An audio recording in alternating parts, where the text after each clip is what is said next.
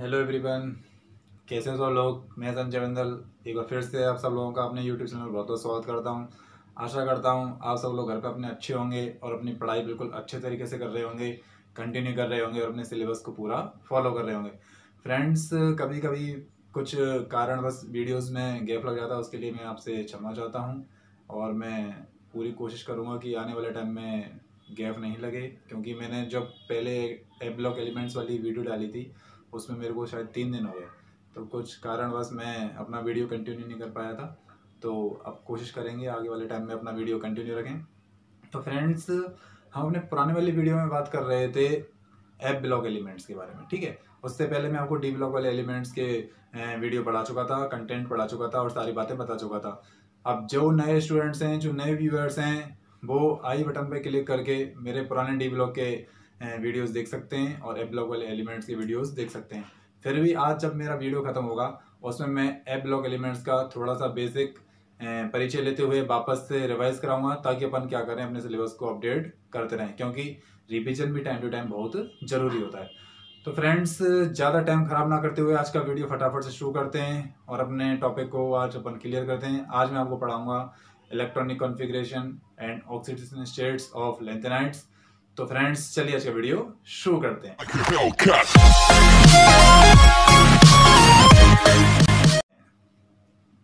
तो फ्रेंड्स, आज मेरे पास बोर्ड पे जगह बहुत कम है, इसलिए मैंने कुछ आला माला कुछ नहीं लिखी है और सीधा सा टॉपिक शुरू कर दिया है।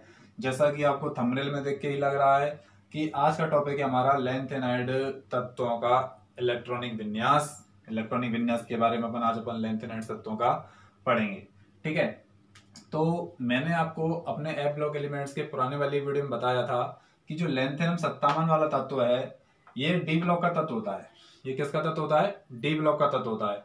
और देखो, कुछ फ्रेंड्स ये सोच रहे होंगे कि मेरे को इलेक्ट्रॉनिक विन्यास क्यों लिखे मैंने, तो हमारा समय बचे, हम अपना समय बचाने के लिए इनको ऐसे लिख के रखे हैं पहले से, ताकि हमारा 20 मिनट खराब ना हो। कोई मतलब नहीं था मैं इनको वापस लिखता, बोर्ड पे अरेंज होना नहीं होना फिर थोड़ा सा दिक्कत होती, इसलिए मैंने क्या करा, इनको पहले से लिख दिया इनको, ताकि मैं अच्छे से एक्सप्लेन कर सकूं। और मेरा वादा है आज का वीडियो समझ में जरूर आएगा। देखिए आप, तो सब लोग जानते हैं कि जो ये लैंथेनम है ये डी ब्लॉक का तत्व है, ठीक है। किसका तत्व है फ्रेंड्स? ये डी ब्लॉक का तत्व है। लेकिन हम क्या करते हैं, इसको लैंथेनाइड्स के साथ रख के स्टडी करते हैं, क्योंकि जो लैंथेनम है इसके जो प्रॉपर्टीज हैं वो किससे सिमिलर हैं? ऐप ब्लॉक एलिमेंट से सिमिलर हैं। और लैंथेनम के बाद आने वाले सारे तत्वों को अपन क्या कहते हैं? लैंथेनाइड्स कहते हैं। और मैंने आपको बता दिया था कि जो ऐप ब्लॉक के तत्व हैं वो कब कहलाते हैं? कि जब अंतिम इलेक्ट्रॉन n-2f कक्षक में भरा जाता है, यानी कि n-2f कक्षक में भरा जाता है इलेक्ट्रॉन, तब अपन उन तत्वों को क्या कह देते हैं? ऐप ब्लॉक के तत्व कह देते हैं। ये तो बहुत सिंपल सी बात है, सारा बच्चा जानता ही है, ठीक है। अब बात आती है हमारे यहाँ से। अब देखिए फ्रेंड्स, हम 11th क्लास में इलेक्ट्रॉनिक कॉन्फ़िगरेशन आफवो का नियम पढ़ करके आए, ठीक है। कहीं कोई दिक्कत नहीं है। जब मैं इलेक्ट्रॉनिक कॉन्फ़िगरेशन वाले वीडियो पढ़ाऊंगा, आफवो नियम वाले वीडियो पढ़ाऊंगा, तब वहां पर अपन और अच्छे से देख सकते हैं, ठीक है। तो अभी अपन क्या कर रहे हैं, इनके इलेक्ट्रॉनिक कॉन्फ़िगरेशन पे सीधी सीधी बात कर रहे हैं, ठीक है। मैंने आपको एक बात बता दी कि जब अंतिम इलेक्ट्रॉन एफ कक्षक में प्रवेश करता है तो एफ ब्लॉक के तत्व कहलाते हैं। क्योंकि यहाँ पर लैंथेनम के बाद ये सारे के सारे तत्व आ रहे हैं, इसलिए हमने इनका नाम क्या रख दिया? लैंथेनाइड्स रख दिया। इनको हम लैंथेनॉन्स भी कहते हैं, ठीक है। अब लैंथेनम 57 ये डी ब्लॉक का तत्व है, ठीक है। हमने इसका इलेक्ट्रॉनिक कॉन्फ़िगरेशन देखो यहाँ पर लिखा हुआ है 57 परमाणु क्रमांक है। यहाँ परमाणु क्रमांक ये देखा हुआ है, ये तत्व है, ये प्रतीक है, ये विन्यास है। मैंने बहुत शॉर्ट लिखा है, शायद आपको फॉन्ट थोड़ा छोटा दिख रहा होगा, लेकिन बोर्ड पे मेरे को एडजस्ट करना था सारा मैटर, इसलिए मैंने थोड़ा सा फॉन्ट को एडजस्ट किया है। देखिए, हम जीनोन 54 तक तो इलेक्ट्रॉन भरना जानते ही हैं, ठीक है। नहीं भी जानते तो मैं एक इलेक्ट्रॉनिक कॉन्फ़िगरेशन यहाँ पर लिख देता हूं। देखो, जीनोन 54 का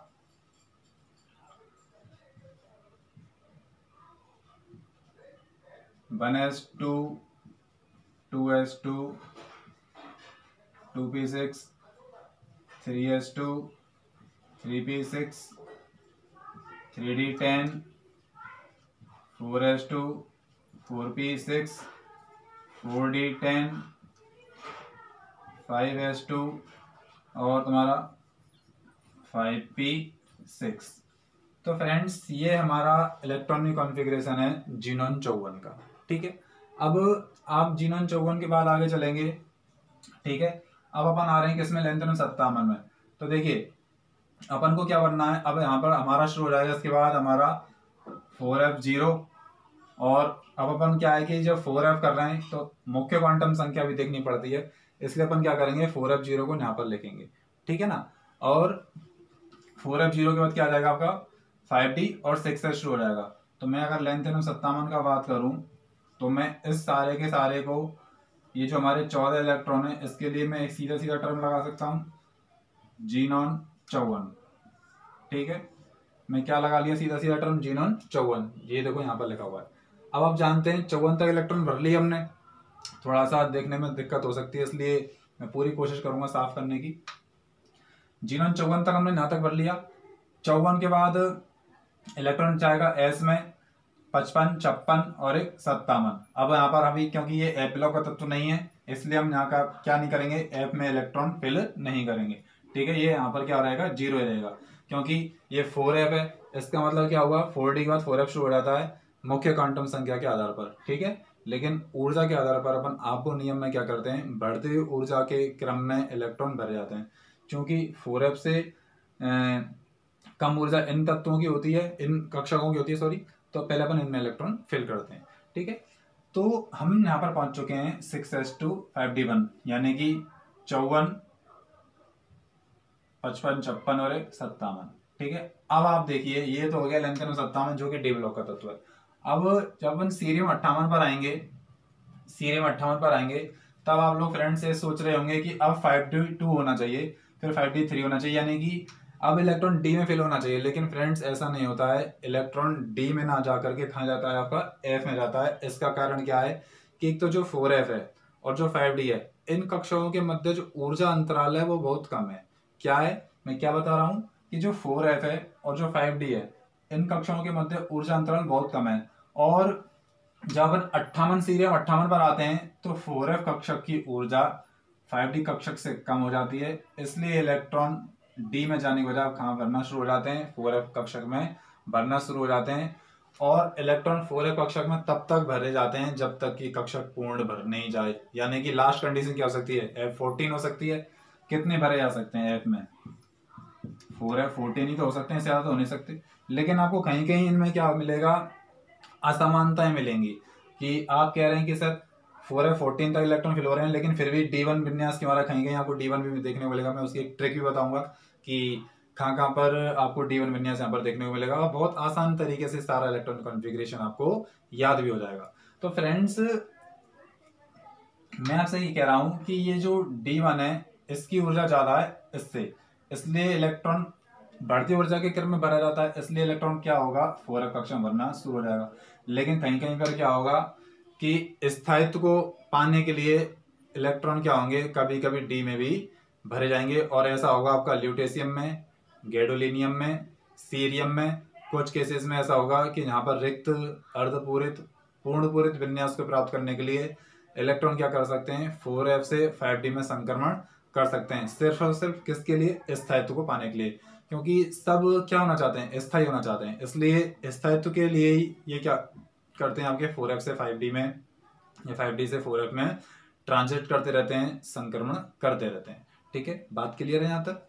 ठीक है, अब आप देखिए कि मैंने सीरियम 58 में इलेक्ट्रॉन कैसे फिल करा, 57 तक तो हमने यहाँ पर भर चुके थे। ठीक है, यहाँ पर 4f 0 था, अब 57 तक तो यहाँ पर थे ही हमारा।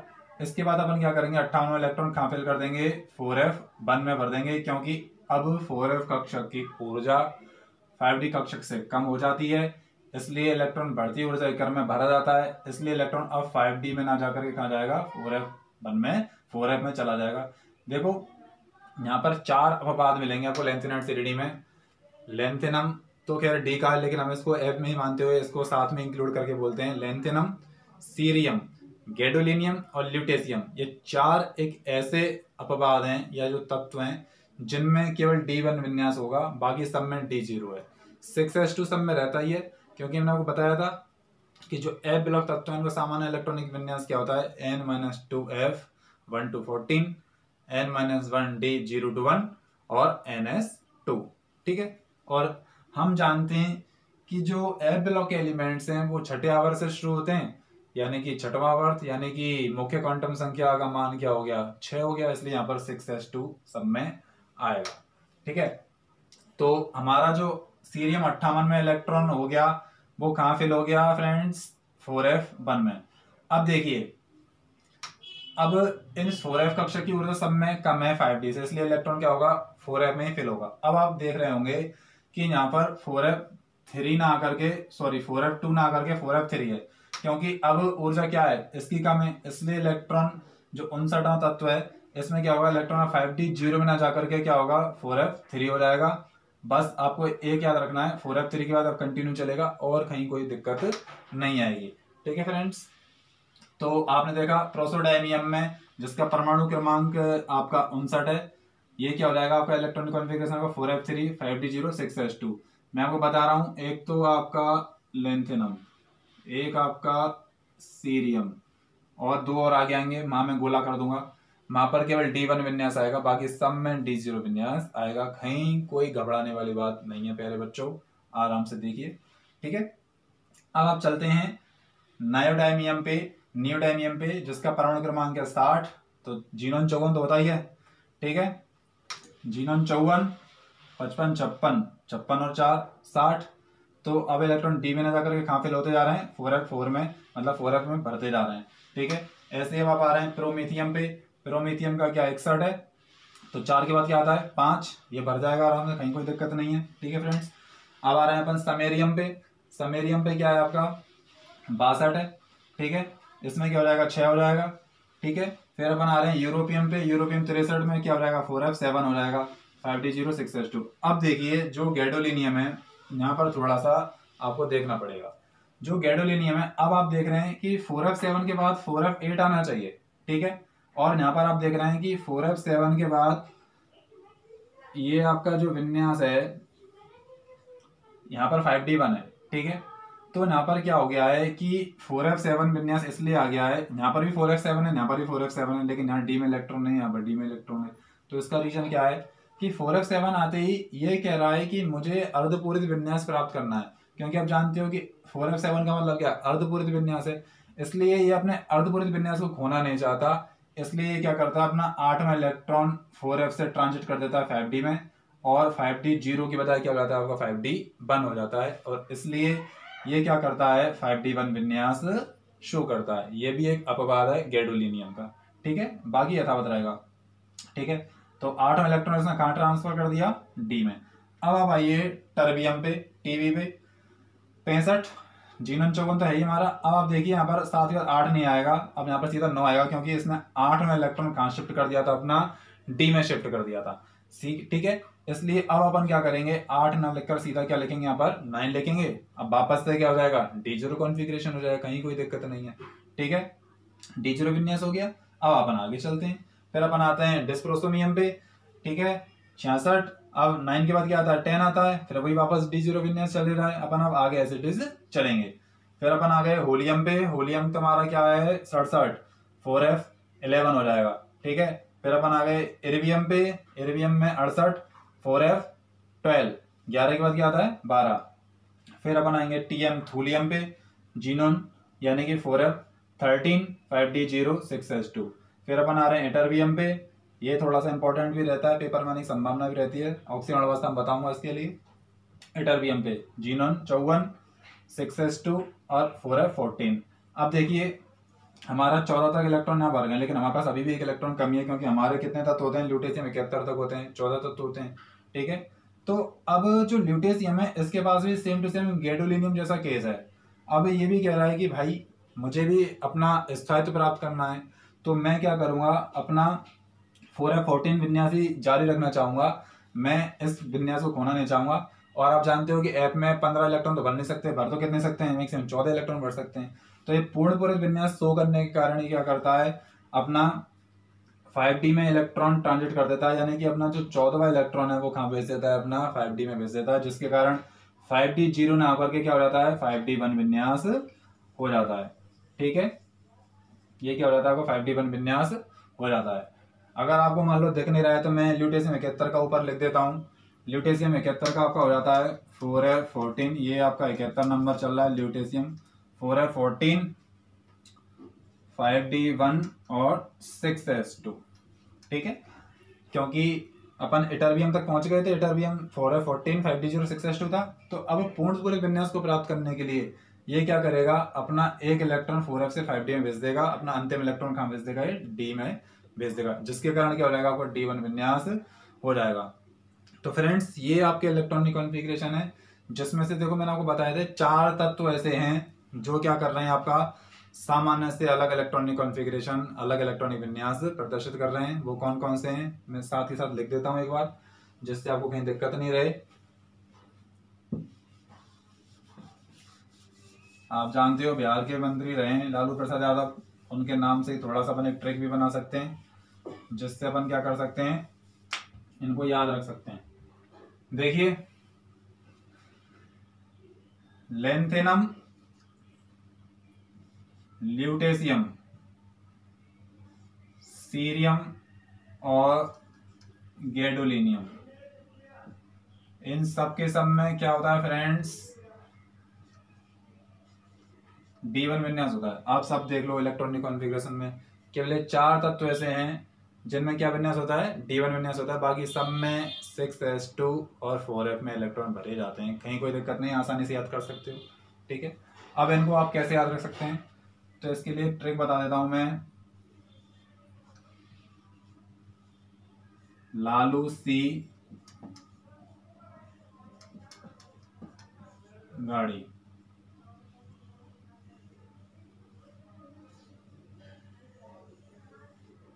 ये फ्रेंड्स गाड़ी है, लालू सी गाड़ी है।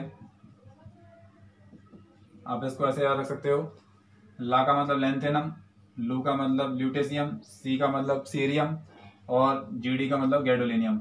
ये 4 तत्व ऐसे हैं जो क्या शो करते हैं, आप D1 विन्यास शो करते हैं। तो फ्रेंड्स आप इस गाड़ी को रख लीजिए अपने पास, ये गाड़ी आपको बहुत मदद करेगी और इसके आधार पर आप क्या कर सकते हैं, इस इलेक्ट्रॉनिक कॉन्फ़िगरेशन को पूरा दिखा सकते हैं। तो मैं क्या कह सकता हूं कि अगर अपन लेंथेनम को हटा दें, क्योंकि डी ब्लॉक का तत्व है, इसको हटा दें तो ल्यूटेशियम, सीरियम और गैडोलिनियम क्या करते हैं, D1 विन्यास प्रदर्शित करते हैं, ठीक है। क्या विन्यास प्रदर्शित करते हैं, D1 विन्यास प्रदर्शित करते हैं, ठीक है। इसमें और कोई इंपॉर्टेंट है नहीं। इन अपवादों में से एक क्वेश्चन आने की संभावना रहती है कि जो D1 विन्यास है, एफ ब्लॉक के एलिमेंट्स में, लेंथेनाइड्स में कौन से तत्व प्रदर्शित करते हैं, या निम्न में से कौन सा तत्व D1 विन्यास प्रदर्शित करेगा। तो आप ऐसा ऑप्शन बना के आपको दे सकता है, जो आपने देखा होगा नीट, IIT जी वगैरह में, PMT में आराम से ऐसे क्वेश्चन पुटअप होते हैं, ठीक है। मेरे पास बोर्ड पे थोड़ा जगह कम है, जो इस चैप्टर को एंड करेंगे तो थोड़ा सा क्वेश्चन सेशन करेंगे, Q&A करेंगे, उसमें सारी बातें अपन कर भी लेंगे। तो फ्रेंड्स मैं उम्मीद कर रहा हूँ कि मेरी बातें समझ आ रही होंगी। मैं वापस से रिपीट कर देता हूँ एक बार कि अपन पढ़ रहे हैं इलेक्ट्रॉनिक कॉन्फ़िगरेशन, इलेक्ट्रॉनिक विन्यास, जिसमें से हमें एक का आना चाहिए, G9 54 तक सब भरना जानते हैं। उसके बाद हमें 6S2 और 5D1 लगा दो, आपका 57 पे पहुंच जाओगे, लेंथेनम 57 पर। अब सीरियम 58 से क्या हो जाएंगे, आपके इलेक्ट्रॉन भरना शुरू हो जाएंगे, ठीक है। और इलेक्ट्रॉन भरते भरते अपन कहाँ पहुंच जाएंगे, ल्यूटेशियम 71 तक पहुंच जाएंगे। और यहाँ पर आपको क्या याद रखना है कि जो D1 विन्यास है वो कौन से 4 तत्व प्रदर्शित करते हैं, जिसके लिए अपन को कौन सी गाड़ी याद रखनी है, लालू सी गाड़ी या लालू की गाड़ी, जिससे अपन क्या कर सकते हैं, इन D1 विन्यास वाले तत्वों को याद रख सकते हैं, ठीक है फ्रेंड्स। अब देखो आपको साथ ही साथ मैंने यहाँ पर ऑक्सीकरण अवस्थाएं भी लिखी हुई हैं, तो मैं यहाँ पर साथ ही साथ यहाँ पर ऑक्सीकरण अवस्थाओं को भी एक्सप्लेन कर देता हूँ, क्योंकि मुझे फिर बाद में दोबारा विन्यास बनाने पड़ेंगे। इसलिए मैं क्या कर रहा हूँ, पहले यहाँ पर ऑक्सीकरण अवस्थाओं को बता देता हूँ। तो फ्रेंड्स अपन इलेक्ट्रॉनिक विन्यास के बाद अपने अगले टॉपिक पे चल रहे हैं, जिसका नाम है ऑक्सीकरण अवस्था। आप जानते हो कि कोई ना कोई तत्व है जिसपे कोई चार्ज होता है, वही क्या कहलाती है, उसकी ऑक्सीकरण अवस्था कहलाती है। तो जैसे डी ब्लॉक के तत्व हैं वो परिवर्तनशील संयोजकता यानी कि परिवर्तनशील ऑक्सीकरण अवस्था प्रदर्शित करते हैं, इसी प्रकार से जो एफ ब्लॉक के तत्व हैं वो भी क्या करते हैं, अभी प्लस परिवर्तनशील ऑक्सीकरण अवस्था प्रदर्शित करते हैं। और मैं आपको बताना चाहूंगा कि जो एफ ब्लॉक के तत्व हैं और उनमें चाहे कोई भी इलेक्ट्रॉनिक विन्यास हो, चाहे कोई भी विन्यास रखता हो, वो +3 ऑक्सीकरण अवस्था दिखाएगा ही दिखाएगा। इसका मतलब कि जो लेंथेनाइड्स के तत्व हैं उनकी सामान्य ऑक्सीकरण अवस्था क्या होती है फ्रेंड्स, +3 ऑक्सीकरण अवस्था उनकी सामान्य ऑक्सीकरण अवस्था होती है जो स्थायी अवस्था भी होती है, यानी कि 3 इलेक्ट्रॉन ये आसानी से त्याग देते हैं, जो कहाँ से त्यागते हैं, एक तो आपको 6s में से, और 2 इलेक्ट्रॉन तो तय है कि वो 6s में से जाएंगे ही जाएंगे, 6s2 है सब में, तो 2 इलेक्ट्रॉन तो वो यहाँ से निकाल ही देते हैं आपके 6s2 में से। ठीक है फ्रेंड्स, अब बाकी का जो 1 इलेक्ट्रॉन है वो या तो 4f में से जाएगा या वो 5d में से जाएगा। ठीक है फ्रेंड्स, इस आधार पर मैं क्या कह सकता हूँ कि जो लैंथेनाइड्स के तत्व हैं वो +3 ऑक्सीकरण अवस्था तो जनरली शो करते ही करते हैं। ठीक है फ्रेंड्स, यहाँ तक की बात क्लियर है, जनरली +3 ऑक्सीकरण अवस्था तो प्रदर्शित करते ही करते हैं, क्योंकि जो प्रथम 3 आयनन विभवों का जो ऊर्जाओं का योग होता है वो इनका काफ़ी कम होता है, जिसके कारण इसमें से 3 इलेक्ट्रॉन निकालना आसान हो जाता है, बड़ी आसानी से इलेक्ट्रॉन निकाल लेते हैं, जिसके कारण क्या होता है ये +3 ऑक्सीकरण अवस्था दिखाते हैं, यानी 3 इलेक्ट्रॉन तो ये त्यागेंगे ही त्यागेंगे। ठीक है, सारे के सारे तत्व, कुछ +2 भी दिखाएंगे, कुछ +4 दिखाएंगे, यानी कि जो लैंथेनाइड्स के तत्व हैं वो कुल मिलाकर 3 प्रकार की ऑक्सीकरण अवस्थाएं प्रदर्शित करते हैं। +3 तो सबकी है ही है, एक +2 होती है, एक +4 होती है। ठीक है, +2 आपका F0 विन्यास या F7 विन्यास होने के कारण प्रदर्शित करते हैं, ऐसे पूर्णपूरी विन्यास के कारण ये +4 ऑक्सीकरण अवस्था प्रदर्शित करते हैं। तो फ्रेंड्स आप देख रहे होंगे, पहले तो मैं इस बोर्ड पे जो बताया हुआ है मैं वही बता देता हूँ कि देखिए कि जो लैंथेनम है ये तो डी ब्लॉक का तत्व ही है, लेकिन ये क्या करता है, ऐसे 2 यहाँ से और 1 यहाँ से 3 इलेक्ट्रॉन त्याग करके +3 ऑक्सीकरण अवस्था प्रदर्शित करता है। अब बात करें अपनी सीरियम की, तो सीरियम 58 क्या करता है, आपकी +3 ऑक्सीकरण अवस्था के साथ साथ में +4 ऑक्सीकरण अवस्था भी प्रदर्शित करता है, जिसका मैं अभी कारण आपको बता रहा हूँ। ठीक है, आप देख रहे हैं कि +3 सब में लिखा हुआ है, +3 तो ये होनी है, ये तो आंख मीच के कर दो। कई बार क्वेश्चन आता है कि लैंथेनाइड्स के तत्वों के द्वारा प्रदर्शित की जाने वाली सामान्य ऑक्सीकरण अवस्था है +2, +3, +4 या आपकी कोई नहीं। ठीक है, कोई भी ऑप्शन बना सकता है, ये आपका आरपीएससी में भी, स्कूल लेक्चरर में, सेकंड ग्रेड में कई बार पूछा हुआ क्वेश्चन है।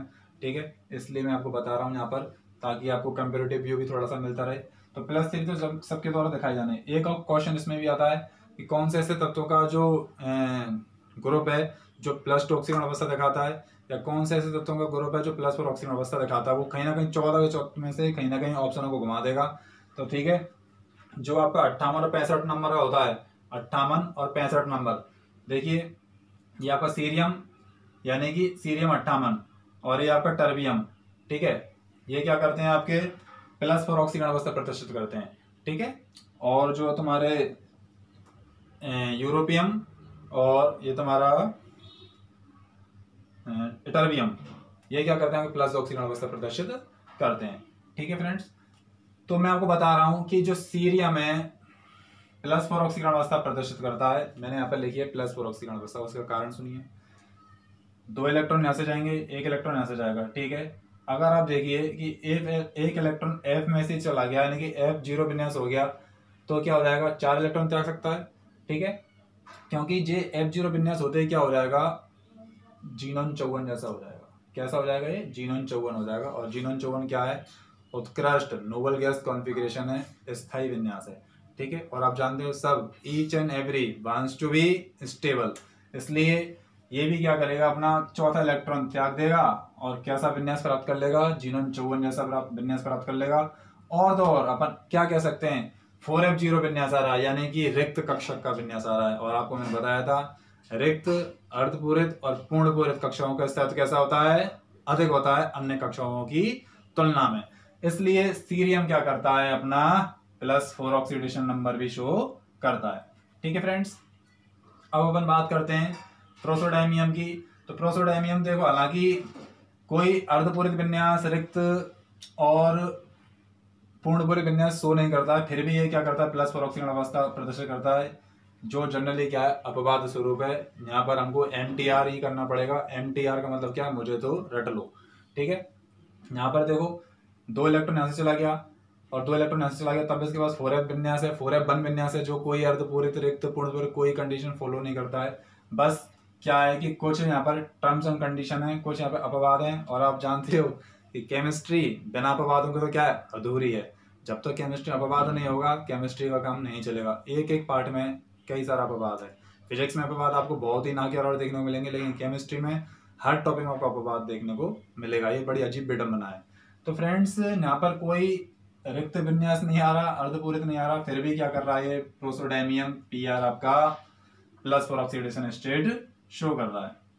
ठीक है फ्रेंड्स, ऐसे ही आपका न्यूडायमियम है, ये भी क्या करता है +2 +3 +4 ऑक्सीडेशन स्टेट प्रदर्शित करता है। बाकी आप जानते ही हो ये प्रोमीथियम है, ये +3 दिखाएगा, 2 यहाँ से चला जाएगा, 1 यहाँ से चला जाएगा, क्योंकि मैंने आपको बताया था कि एफ ब्लॉक के तत्वों को यानी कि लेंथेनेट्स के तत्वों में प्रथम 3 आयनन ऊर्जाओं के मान नौ का योग बहुत कम होता है, इसलिए क्या करते हैं आसानी से इलेक्ट्रॉन त्याग देते हैं। जैसे मैं आपको बताऊं कि ये सीरियम है, इसके प्रथम 3 आयनन विभवों के मान का जो योग है वो लगभग होता है आपका 3500 बार है।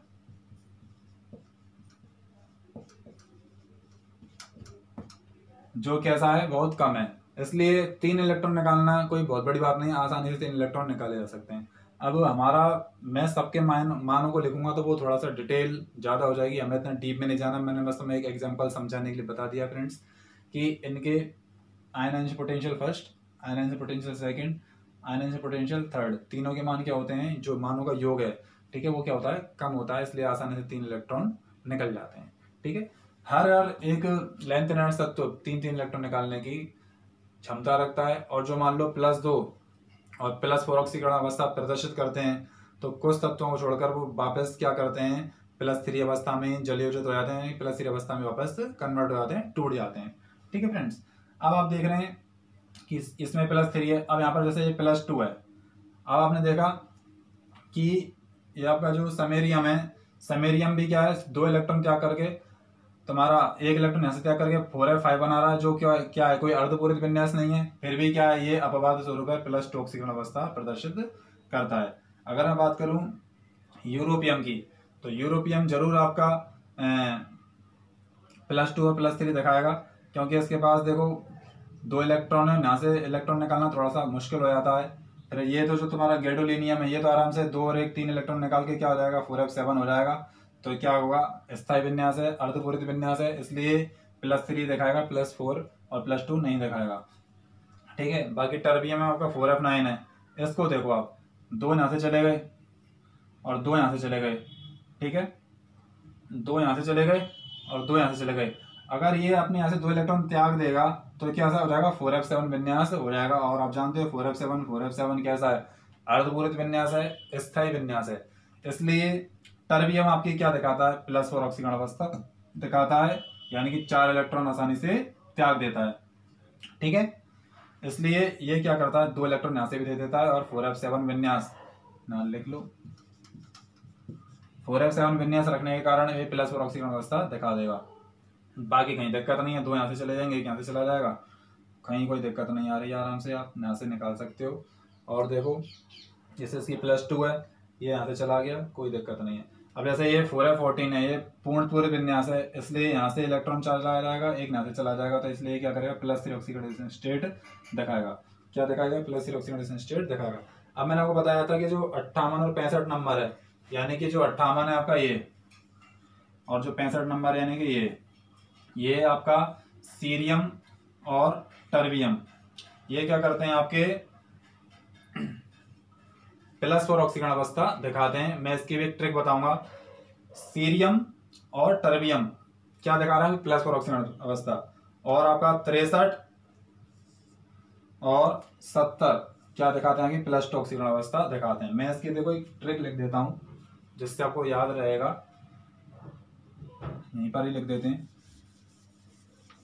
पहले 3 तत्वों को लिख लो, कौन कौन से हैं तुम्हारा टर्बियम और सीरियम, टर्बियम और सीरियम, और एक तुम्हारा 63 नंबर कौन सा यूरोपियम, और ये इर्बियम।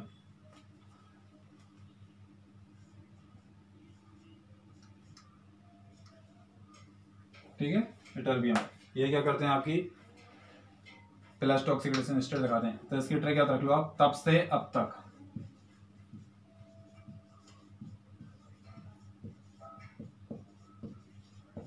तब से अब तक, ये हो गया आपका तब से, और ये हो गया आपका अब तक। ये आपकी दिखा रहे हैं कितनी +4 और आपकी दिखा रहे हैं कितनी +2। ठीक है, तो टर्बियम और सीरियम आपके दिखाते हैं +4 ऑक्सीडेशन स्टेट, जो कि क्या स्थायी ऑक्सीडेशन स्टेट है। ठीक है, स्थायी है। और ये तुम्हारी यूरोपियम और इटर्बियम ये कौन सी दिखाते हैं कि +2 ऑक्सीडेशन स्टेट दिखाते हैं। इन तत्वों को छोड़ करके जो अन्य तत्वों की जो ऑक्सीडेशन स्टेट हैं वो क्या हो जाती हैं, +3 में वापस टूट जाती हैं। ठीक है, जलीय हो जाती हैं, जलीय अपघटित में मतलब वापस चले जाती हैं। ठीक है, तो इसकी क्या ट्रिक याद रख सकते हैं आपकी, तब से अब तक ये क्या दिखाएंगे अभी जनरली +4 और +2 ऑक्सीडेशन स्टेट दिखाएंगे, जो कैसी होती हैं, स्थायी होती हैं। मैंने आपको बता दिया जो सीरियम है, जो सीरियम है आपका यहाँ तो कैसा विन्यास हो जाएगा आपका 4F0, और जो टर्बियम था ये देखिए टर्बियम यहाँ आ रहा था F9, यहाँ पर इसका मतलब क्या हो जाएगा ये 4F7 विन्यास हो जाएगा। ठीक है, ऐसे ही अपन बात करें किसकी, यूरोपियम की, तो ये यूरोपियम है, इसमें देखिए +2, इसका मतलब इसमें 4F7 विन्यास हो जाएगा। ठीक है, और अपन बात करें इटर्बियम की, तो ये जो इटर्बियम है ये तुम्हारा 6 ये पूर्णपूरित विन्यास 4F14 विन्यास हो जाएगा। ठीक है, तो इसका मतलब आप देख रहे हैं कि यहाँ पर रिक्त, अर्धपूरित और पूर्णपूरित विन्यास आ रहे हैं। और मैंने बताया था कि जो रिक्त, अर्धपूरित और पूर्णपूरित विन्यास होते हैं उनके कारण क्या होती हैं, ऑक्सीडेशन स्टेट या कक्षाओं के स्थायित्व ज्यादा होता है। इसलिए टर्बियम और सीरियम की +4 ऑक्सीकरण अवस्था, यूरोपियम और टर्बियम की +2 ऑक्सीकरण अवस्था स्थायी होती हैं अन्य की तुलना में। तो क्वेश्चन कई बार यहाँ से पटा वो क्या आता है कि निम्न में से +4 ऑक्सीकरण अवस्था दिखाने वाले तत्व हैं, टर्बियम के साथ कोई ना कोई दूसरा घुमा देगा, 14 तत्व हैं, कहीं ना कहीं से कोई भी घुमा के 4 ऑप्शन सेट करके दे देगा, वहां पर हमें कंफ्यूजन हो जाता है, जो स्थायी ऑक्सीकरण अवस्था प्रदर्शित करने वाले होते हैं। ऐसे ही +2 में दिखा देगा। और ये फर्स्ट ग्रेड में RPSC first grade school lecturer में आया हुआ क्वेश्चन है, अभी 2018 वाले में ही आप देख लेना। ठीक है, तो इंपॉर्टेंट था इसलिए मैंने आपको यहाँ पर बता दिया है। तो फ्रेंड्स मैं उम्मीद कर रहा हूँ कि ये सारी बातें मुझे समझ में आ रही होंगी। कुछ नहीं है, जो +3 ऑक्सीकरण अवस्था है इनकी जनरल ऑक्सीकरण अवस्था होती है, वो आसानी से ऑक्सीडेशन स्टेट को दिखा देते हैं। ठीक है, और मैं आपको यहाँ पर एक बात और बता देता हूँ कि जो लैंथेनाइड्स हैं वो सामान्यतः +4 ऑक्सीकरण अवस्था दर्शाने वाले तो व्यवहार करते हैं आपके ऑक्सीकारक की तरह। किसकी तरह व्यवहार करते हैं, ऑक्सीकारक की तरह। और आप जानते हो कि जो इलेक्ट्रॉन ग्रहण करने की क्षमता रखते हैं, यानी कि जिनका अपचयन होता है, वो कैसे पदार्थ होते हैं, ऑक्सीकारक होते हैं। तो मैं क्या कह रहा हूँ कि जो लैंथेनाइड्स +4 ऑक्सीकरण अवस्था प्रदर्शित करते हैं वो आपके क्या करेंगे, व्यवहार ऑक्सीकारक की तरह व्यवहार करेंगे। जैसे कि अपन बात करें सीरियम +4 की, +4 ऑक्सीकरण दिखाता है, तो ये क्या करेगा, इलेक्ट्रॉन ऑक्सीकारक की तरह व्यवहार करेगा, यानी कि अपचयन करेगा। अपचयन का मतलब क्या होता है, इलेक्ट्रॉन का जुड़ना। और जब ये इलेक्ट्रॉन एक ले लेगा तो किस में चला जाएगा, सीरियम +3 में चला जाएगा। यानी कि ये कैसा व्यवहार प्रदर्शित कर रहा है मित्रों, ऑक्सीकारक की तरह व्यवहार प्रदर्शित करता है। ठीक है, और जो +2 वाले होते हैं, जो +2 वाले होते हैं वो आपके कैसे व्यवहार प्रदर्शित करते हैं फ्रेंड्स, वो आपके प्रदर्शित करते हैं आपके अपचायक की तरह व्यवहार प्रदर्शित करते हैं। जैसे मैं आपसे बात करूं +2 देख लीजिए, ये आपकी इटर्बियम की है, समेरियम की भी है, ये तुम्हारा +2 दिखाता है। तो जैसे जो तुम्हारा समेरियम +2 है, ये क्या करेगा, ऑक्सीकारक ये कर रहा है, ये अपचायक की तरह व्यवहार करेगा, यानी कि इलेक्ट्रॉन त्यागेगा। जब समेरियम +2 एक इलेक्ट्रॉन त्याग देगा तो कैसा बना लेगा, समेरियम +3 बना लेगा, यानी कि अपचायक की तरह व्यवहार करेगा। तो +4 वाले कैसे व्यवहार करते हैं, ऑक्सीकारक की तरह। और जो +2 वाले होते हैं वो किस तरह से व्यवहार करते हैं, अपचायक की तरह। अब जो +3 ऑक्सीकरण अवस्था है उसके आधार पर ही इनका जो रसायन है वो Ln+3 के रूप में पढ़ा जाता है, यानी कि लेंथेनॉन +3 के रूप में इनका रसायन का स्टडी करा जाता है, इन तत्वों का स्टडी Ln+3 के रूप में करा जाता है। और फ्रेंड्स मैं आपको बता दूं कि जो प्रोमीथियम है, प्रोसोडायमियम है, ये रेडियो एक्टिव है पूरे लेंथेनाइड्स में, बाकी कोई रेडियो एक्टिव तत्व आपका यहाँ पर नहीं है। तो जहाँ पर मुझे जितने काम की बातें लगी मैंने आपको यहाँ पर बता दी हैं। लेंथेनाइड्स में इलेक्ट्रॉनिक कॉन्फ़िगरेशन में बता दिया है, ऑक्सीकरण अवस्था में मैंने आपको एक क्वेश्चन बता दिया है।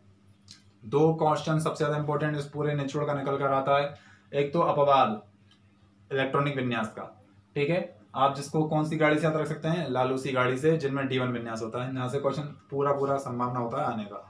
ठीक है, एक आता है ऑक्सीकरण अवस्था में से कि सामान्य ऑक्सीकरण अवस्था कौन सी है उनकी, +3, और +4 और +2 ऑक्सीकरण अवस्था वाले तत्व हैं, निम्न में से कौन सा है। तो आपको 4 ऑप्शन बना के आराम से सेट करके दे देगा। ये आपका यहाँ से कंपेटिटिव व्यू थोड़ा सा ज्यादा इंपॉर्टेंट है।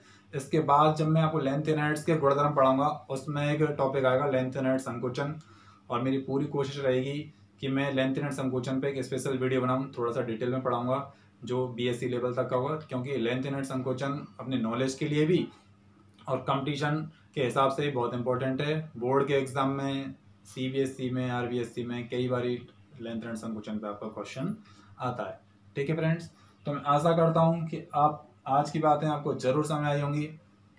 ठीक है, और अगर आपको मेरा वीडियो अच्छा लगे आज का, तो प्लीज़ मेरे चैनल को सब्सक्राइब कीजिए, वीडियो को लाइक कीजिए और अपने फ्रेंड्स के साथ शेयर कीजिए। तो फ्रेंड्स, जैसा कि मैंने वादा किया था कि मैं आज अपना जब वीडियो एंड करूंगा तो मैं थोड़ा सा एप ब्लॉक एलिमेंट्स का रिवीजन कराऊंगा। तो फ्रेंड्स, मैं थोड़ा सा अब इसको इरेज करके बेसिक सा हल्का सा बता देता हूँ क्या क्या हमने अब तक एप ब्लॉक एलिमेंट्स में पढ़ लिया है। देखिए, ये आपको बता ही चुका हूं कि जो तत्व F कक्षक में अंतिम इलेक्ट्रॉन में प्रवेश, मतलब अंतिम इलेक्ट्रॉन F कक्षक में प्रवेश करता है, वो आपको क्या कहलाता है, एप ब्लॉक के एलिमेंट्स कहलाते हैं। क्या कहलाते हैं आपको, एप ब्लॉक एलिमेंट्स कहलाते हैं।